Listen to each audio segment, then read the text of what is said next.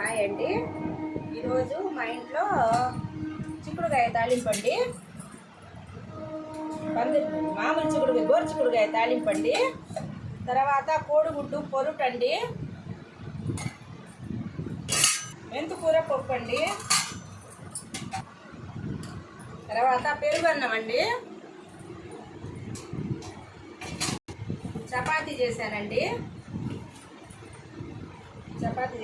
మెత్తగా ఉంటుంది. తర్వాత రైస్ అండి. ఈరోజు మా ఇంట్లో ఈ కూరలు అండి. నేను కొంచెం టేస్ట్ చూస్తాను, చపాతీ టేస్ట్ చూస్తాను.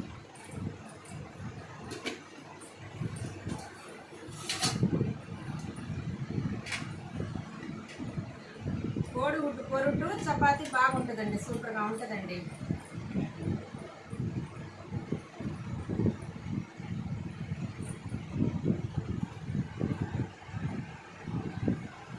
సూపర్గా ఉందండి.